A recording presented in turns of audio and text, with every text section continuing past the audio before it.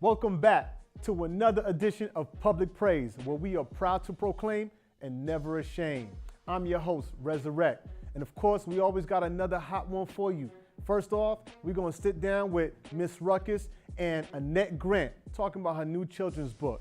Then we're going to slide on in with another segment of Breakfast for Brothers with John Borders IV. So listen, our artist spotlight is our returning guest, D.I., Disciple, holding it down in Boston. But y'all need to stay tuned because another edition of Public Praise is starting right about now. Hello again and welcome to another great episode of Public Praise TV. Today I have with me a great photographer turned author of a new book, My Daily Confessions for Kids. Welcome, Annette Grant. Hi Annette, how you doing today? Oh, great, thanks for having me. So tell me about your new book. So this is, it's called My Daily Confession for Kids, and it's basically a confession that a child can say on a daily basis, and it's my way of trying to help kids instill the morals, integrity, values, and characteristics that we all want to see in our kids. My hope is that, as it was for my kids know it by heart now because it's something that we did every single morning before school. And so now they can say it, repetitiously without, even looking at a script of it. So what I wanted to do was to give that to other kids, to be able to just reaffirm themselves in the things that we desire for our children to believe, just first as people and as a whole, but also just as, we're growing them up into the things of Christ. So I think this is something that would help them to do that and instill those values as we want to build world changers. Okay. What inspired you to write them? It's funny, coming up in my church, when I first got saved, we had a confession. You remember we had a confession that we used to do. That our bishop at the time, taught us. Every Sunday we would repeat that. And I remember Sister T, his wife, said to us at one point to do this for our children as well. Have a confession for your children as well. And this was a long time ago. But what I decided when I got pregnant with my first child is I said, I want my child to be different from your typical child in a good way. I just feel like in today's society, we're missing a lot of the values that we grew up with ourselves. And it's not because we don't want those values in our children, I don't think. I think it's just because we haven't taken the time being consumed with everything else in life. We haven't taken the time to look for ways to instill those things. And this is just a way for me to be able to instill those values that I want to see projected out of my own children. As they enter into society as adults. So when I was pregnant with Kyla, who is 7 now, Oh, wow. I said, I'm gonna write a confession for her. And so I actually, it took me a while to do, but I had time. It's not like she was gonna memorize it when she was 3 months or anything. So I had a lot of time that I took to do it. I did a lot of praying and just making statements. I am a child of God. I am beautiful, I am smart, I am confident. Things like that, just to get her to believe in who she was and just making her bold for the things in this world that you might not necessarily be so willing to say about yourself in the society that we're growing up in. So it took me some time, and I did a lot of praying, and I cited a lot of scriptures, and I was able to come up with this statement where by the time she was 3 years old, actually, was the first time she was able to recite it. So my reasoning for doing it is simply because I wanted to build a world changer. That's what I said when I created it. And I thought this was a great way to start that process within my own child. So you mentioned to me before in our previous conversation that you want to build an app and other types of media revolving around the book. Tell me a little bit about that. So I decided, after talking with some people who are in the industry of media and film and those kinds of things, have a little bit more expertise than I have. This is new for me. But speaking with them, they said, in this society that we live in, a lot of things that we do are technically based. Although a lot of moms, I did a survey also, a lot of moms and godmoms, aunties, those kind of people, definitely wanted the hands-on approach of a book to hand to a child. But at the same time, a lot of people would like the access of having an app available where their child could read it on their own.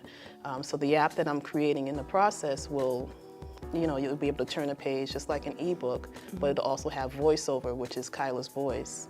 And so what will happen is when they turn the page, they'll be able to press a button, and then the words will be highlighted as Kyla is reading it, so that they have a child to read along with them, but also show them the words, so it's like sight words that they can learn how to read while they're actually learning the confession. So it's a work in progress. All of this is a work in progress. I don't know when God's gonna allow me to release it, but I feel like He's telling me to move forward in it. So every time I get that, that notion to move forward, then I just take the next step, and that's where I am right now. The book is all set to be printed, so now I'm working on the app to go along with it. So what's the specific age range for the book? I would say, people give books at baby showers that, because everyone wants to read to their child or wants to encourage reading at a very early age. So I would say from the time you start reading to your child, probably up to the age where your child can read on their own, which is about, I think, 6 or 7. So from birth to probably about 6 or 7 might be the target range for the book. Okay, and then I have one last question for you. Here at Public Praise, we say that we are proud to proclaim and we're never ashamed.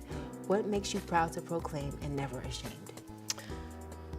I am proud to proclaim that I am a wife, a mother, photographer, and author, and I am never ashamed to believe in my Lord and Savior, Jesus Christ. All right, well, thank you, Annette. It's great having you. How can we help you with your book, and how can we buy it? Well, we're still in the beginning phases of it. So I do have a GoFundMe page going right now. Okay. It's gofundme.com/mydailyconfession, where people could actually prepay to purchase the book, and that would help me to get the funds needed in order to print the first run. We're hoping in the near future to actually be able to print and have it available for sale.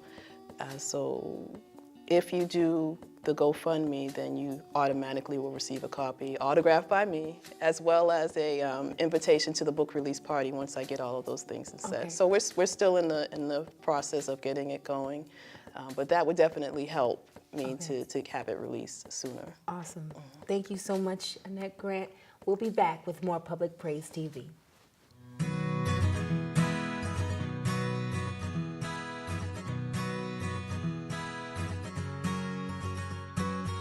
I am a child of God.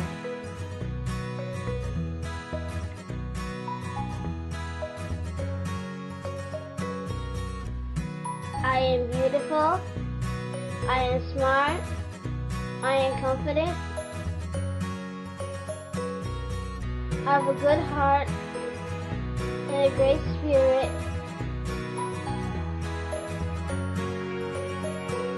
Because God is my Father, I can do anything I set my mind to.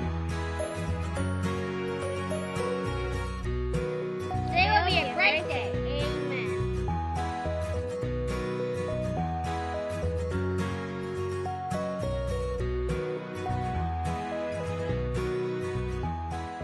What's going on, everybody?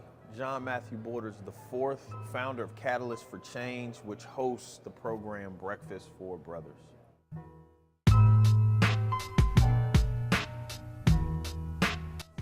It's a really good question. The vision behind starting Breakfast for Brothers, probably about 4 years ago, I had a conversation with a brother named Michael McDonald, who was literally helping to father a lot of the students at his local middle school. He's an educator, and he had me come over to his house one day to speak to a bunch of young men who would spend time with him over the weekend, he and his family.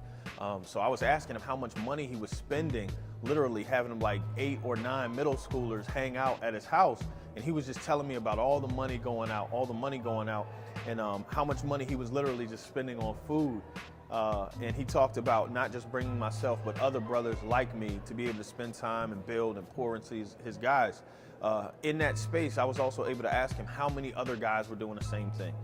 And he started going down the list. This guy takes in 4 kids over the weekend. This guy takes in 6. I was like, how about we come together, try to offset some of the costs, and we bring other men around who have the time to kind of build and engage.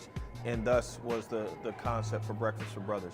So on the second Saturday of every month, we come together promoting cross-generational dialogue with a concentration on men of color, but not limited to men and boys of color. And it's just been an amazing experience, man. 4 years strong, we've been going. And our goal is to brand second Saturdays of the month as a chance for men to connect around the world. So hopefully you will have a Breakfast for Brothers near you in the near future.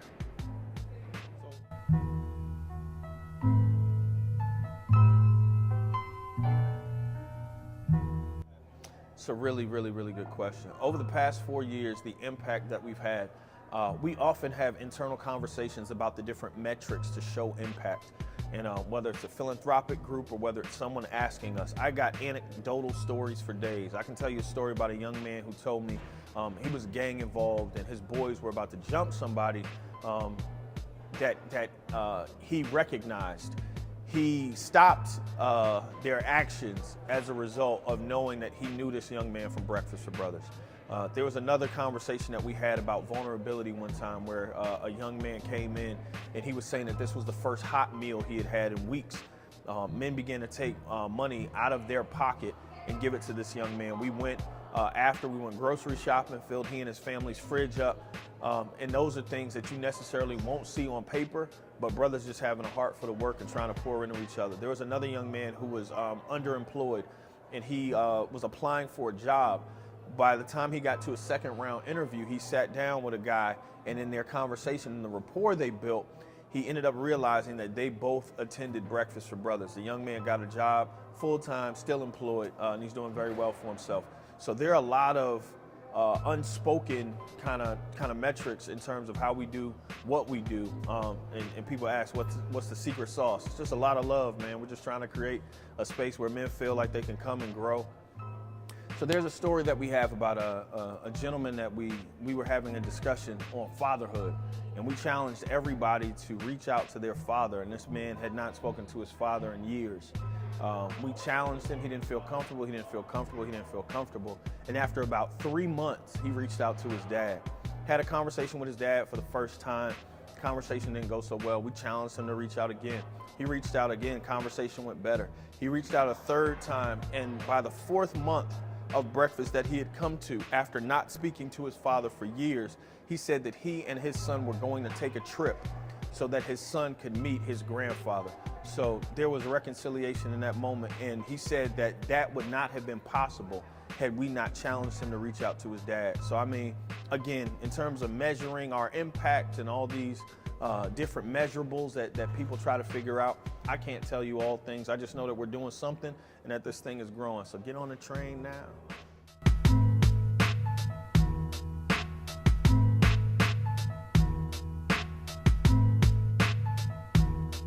Absolutely, absolutely. Breakfast for Brothers does not just live in Boston. We've been able to successfully launch and sustain a chapter out of Brockton, Massachusetts. They meet at Massasoit Community College. We have a breakfast in Atlanta. We have a breakfast in Detroit. We've hosted breakfasts in New York, in Philadelphia, in New Jersey. We've hosted in Dallas, Fort Worth area. And our goal is to continue to grow this work nationally. Again, to brand second Saturdays of the month as a chance for men of color to connect. So we out here. Really, really good question. Breakfast is an easier lift. Lunch, midday, dinner, people have obligations. Breakfast, you can knock it out. It's very unassuming, and everyone needs it. Breakfast is the first meal of the day. They often say breakfast is the most important. And if we can create a space that's extremely intimate while not being so abrasive to kind of beat you over the head with messaging, then the likelihood of people coming out is increased, is higher. So breakfast, it seems easy enough to pull off. We can steal a couple hours out of your day before you get into all your familial obligations and your workflow and all these things. So breakfast is pretty unassuming and everybody needs it. So breakfast made sense.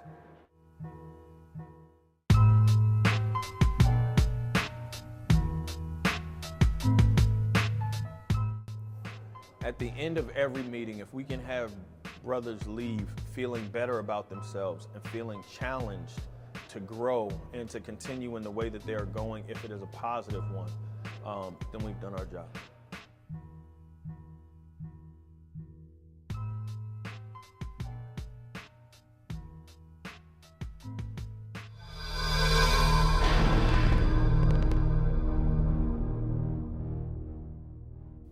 Next up on our artist spotlight, it's D.I. Hey everybody, this is Jen Thompson. Today for our spotlight, we have the artist, the one and only Disciple, aka D.I., as we all know him. It's such a pleasure and an honor to be able to sit with you. However, many people may not know, but we are very close friends. So we sit like Day this ones. pretty often. Yes. Day ones. I go. So D.I., I know that there's been so much happening in your life lately. Mm-hmm. You recently got married. Tell us, how is married life? I know that's such a cliche question, but seriously, how is it? Married life is wonderful, and you expect everybody to answer the same way, like married life is wonderful, but it really is wonderful because it's God's way of showing you how he loves you through the person that's closest to you. Right. It's also God's way of showing you the worst of yourself for the sole purpose of you becoming better, because iron sharpens iron. Absolutely. So I love the whole gamut of what marriage is. I mean, it'll never be perfect, but Right. it's a blessing. I That's love so it. amazing. How Absolutely. long have you been married now? 5 months. Yes, 5 months. newlywed. That's so amazing. Yeah. And I love your wife. I love you guys. I love what you guys stand for, and of your outlook on marriage is phenomenal. Amen. So Amen. I'm so down with you. Congratulations. Thank you. Thank you. Education. You have been going to school. Yep. What's going on with that? I just jumped into a diploma program at Gordon Conwell Theological Yes. Seminary. Where's that located? Tell everybody. CUME, that's right in Dudley, right on Warren Street in Dudley in Roxbury. I'm in the diploma program for urban ministry, so it's like a fast track to a master's, Right. A master's program. It's 9 months, intense, quick classes, Right. classes that come and go. So Right. I gotta stay on my grind. So please pray for me. Yeah. What's your hardest class right now? Like, what's the hardest thing that you're like studying? Old Testament survey is no joke. I'm in that class right now. Yeah. Old Testament survey is it requires a lot of discipline, a lot of prayer, a lot of memorizing. That's what it really is. Yeah. A lot of memorizing. My first class was critical thinking and writing. That was more writing papers. Right. This is me studying for quizzes. So. Yeah. So what exactly, because you're doing Old Testament stuff, like what has been like the most intriguing like topic so far? I was just reading about this wicked king in the Old Testament, King Manasseh. Mm-hmm. You know what I mean? And King Manasseh is a perfect example of how we sin, but God forgives us for our sin, Right. but doesn't necessarily have to take away the natural consequences. Right. Like, he was, with idol worship, and by the time he repented, he couldn't undo the damage that he did. Right. He repented, God forgave him, but, Right. the people that he led into idolatry stuck with the idolatry. Right. So the damage has been done. Yeah. That's so crazy. Mm-hmm. It's so awesome that you're on that path, and I just pray that like God opened so many doors for you through that, and that you'll just see his glory just like falling Amen. in Amen. the journey and the process. Speaking of journey and process, you've been going through a journey. Your life has been shifting. You've gotten married. You're in Yep. school. So much is happening. Tell us about your journey right now. Like, where are you right now with the Lord? Man, well, ever since my relationship with the Lord started, I have never stopped learning, through different opportunities to, be under the tutelage of some great people. Right. And as a result of that, I was putting that in my music. So where I am with the Lord now is just really praying for his presence to the point of what I've never experienced before. Because I think it's easy for believers to get to a point where it's like, okay, I feel like I've experienced everything that God has to offer. I mean, I've lived. Right. But honestly, even I feel like it sometimes, I haven't. I mean, Right. being a newlywed, that's a whole new experience. And I only In know itself, that there's more to come in terms of the journey of walking with the Lord. So, I'm just in a season of just expecting God's dopest. That's so awesome, because knowing you as a person, like, I know that, like, you came from, like the season before this one was like a dark place for you. Like, Very. you were like in a rough space, like headspace, spiritually, it was just really rough. So the fact that like you've just been getting blessing on blessing on blessing is just amazing now. And now the fact that your outlook towards it is just like, I'm expecting God's best. Absolutely. Like, how could, like, if someone else was in that position, like where you are right now, like, what would you say to them? What I would say to them is continue to cling to Jesus and trust God even when you don't feel like it. Because That's so good. when you least expect it, that's when God is going to show you exactly what it is that you need to see. It may not always be what you want to see, Right. but he'll show you what you need to see. You'll have to make a decision. It probably won't feel good, Right. but it will set you up for something greater down the line. That's so That's amazing. exactly what happened to me. That's so good. That's so good. I love that. All right. You've been like here, there, everywhere. I believe you joined new management, right? Is this like recent? Yeah. Right? Yeah. So you've joined new management. You've been doing new things. You've recently had an experience that's taken you like out of our communal area, right? Yeah. And like you got to experience South by Southwest. So first of all, South by Southwest. that's like a huge thing. So first of all, let's tell the people like what South by Southwest is and maybe what type of people they might see there, and then after how you probably got involved with that whole thing. South by Southwest, well, the particular event I was at was called the Kingdom Experience at South by Southwest. South by Southwest itself is it's a huge business convention in Texas. Yeah. And it's a huge music convention, but really South by Southwest is, for all types of businesses. But in terms of music, like everybody is there in terms of music and hip hop. And I did an event called the Kingdom Experience, was primarily Christian hip hop. Right. A lot of local regional artists, a lot of artists that were making a lot of noise and a lot of buzz. When I got down there, just the amount of support Right. that is shown in a place where people don't know you Right. is That's big. incredible. That's and big. it always, not to say that I don't get supported at home, because I do. Of course, yeah. But when you're somewhere where they've never seen you before, you've never been there, it's just a whole nother feeling, and it kind of drives you to bring a whole nother energy to what it is that you do when you step on stage. That's so amazing. All right. Speaking of stepping on stage, you are so good with like the transitions, bro. I love it. So, music. Where are we at music-wise? People want to hear things. Where can they find your stuff? Give us the whole everything about music right now. All right. Well, about a year ago, I released my latest album. It's called The Best Policy, Disciple, D.I., The Best Policy. I released this one independently with the help of some friends, but no label backing on this one. Right. You can get it for free on Noise Trade. You can get it on Bandcamp. The Best Policy was the album that I wanted to make like my whole run in Christian hip hop. That's amazing. It's like transparent. It's raw, but it's God glorifying. Everything that bothers me is on that album. Everything. Yeah.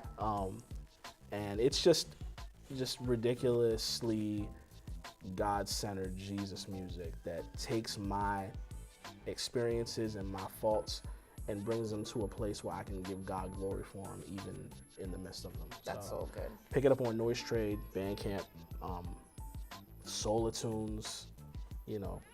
It's not on retail, but it's completely free. So I'm gonna need you to check put that on out. Spotify. It is on Spotify. Hey, Lit Life. Okay. It is on Spotify. How about Awesome. that one? Awesome. All right. Is there any way that our friends can like follow you on social media? Yes. Follow me on Twitter and Instagram, Disciple614, DISCIPLE, all lowercase, and then just the number 614. Catch me on Facebook. Disciple DI is the artist page. that's how you can get at me on social media. Awesome. Let's connect. Awesome. I'm so glad you were here with us on Public Praise. I pray that God just expand your territory, do more things. Amen. It was so great having this sit down with you. You're awesome, bro. Let's do it. Thanks, guys, for tuning in. We'll see you next time. One wrong move, and it's a wrap. Yeah. That's honestly the way I feel sometimes. Feel me one time. I mean, I'm Public used to holding praise. this stuff in, Let's get it but God's got to for deal God's with it. glory. Yeah. Get a heart behind this. Let's go. He don't lie and jest with no lies and threats. Got the livest debt, he supplies the rest. I'm loving the body, even when it's a grimy time. Don't wanna lie though, this is above a 99. He don't lie and jest with no lies and threats. Got the livest debt, he supplies the rest. Ain't nothing better than blessing God with a shiny rhyme. Don't wanna lie though. This is above a 99.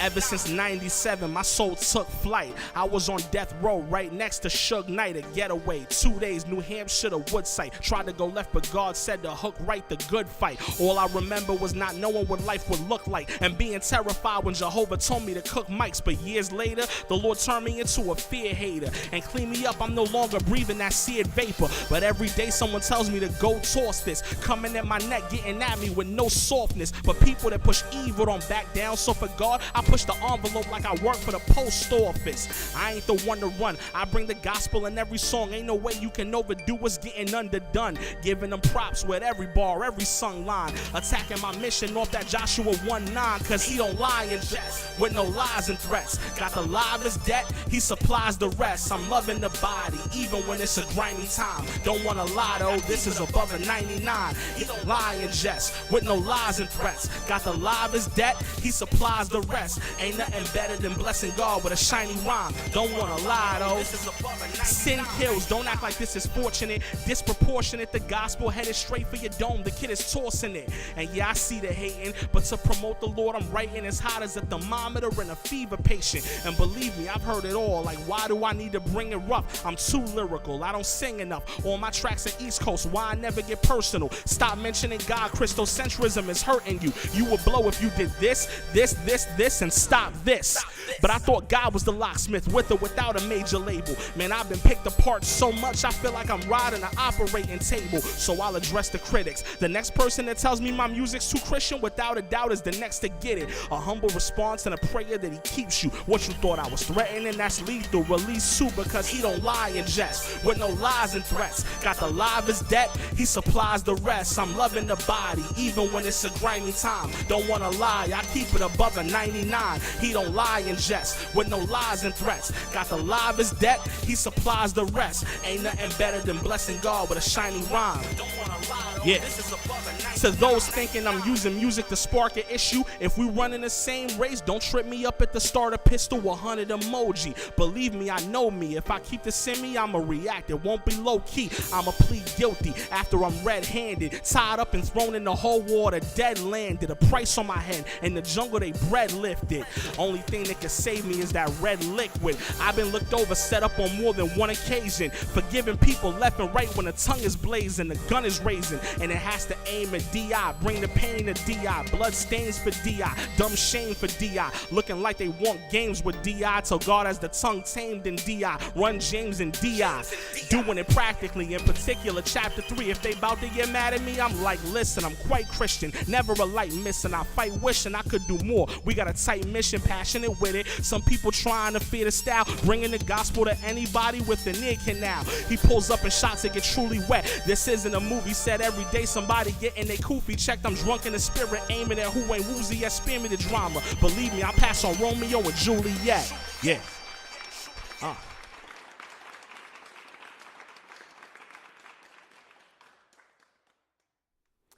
Hey, listen, I hope you enjoyed the show just like I did. Y'all know how we do here. We always give you that fire. We always give you that heat. Hey, listen, if you want more of us, you got to check us out on the web. Check us out on publicpraisetv.com. And don't forget, we on social media too. Hit us up on Facebook, Instagram, and Twitter. And if you want to give us some love, hit that subscribe button on YouTube as well. All right? So we got more from our artist DI, and don't ever forget, we are proud to proclaim and never ashamed. Holla back. I am down to spark a revolution, to stress the truth when the texts are shooting and the mess is boosting, we next to losing. We serve a God that's forever moving and never losing. If pressure's boosting, the spirit's like, here, get blessed with fruit then. The Lord pulling out the rug, boy, ready and willing to hit you with a hug, boy. Nobody ever had to be a pastor in Springfield to say that they're ready to give you love, joy, self-control, keeping it from a drug, boy. More grace you'll never see in the club, boy. Enough grace that'll run up in every block in the hood, telling you to get rid of the snub toy, Around the world, people are chasing this money fronting, and you can believe the enemies roaming, hungry, hunting. Proclaiming the gospel is like pulling a stunt. I'm shouting it out while I'm clearly trusting something. Bungee jumping, you bear fruit, you will stay fly. One drag of his grace, you get made high. People in my city gotta get delivered, so I gotta play the corner like I'm listening to Say Lie, The fruit steals the show, kills the flow of anything otherwise if you deal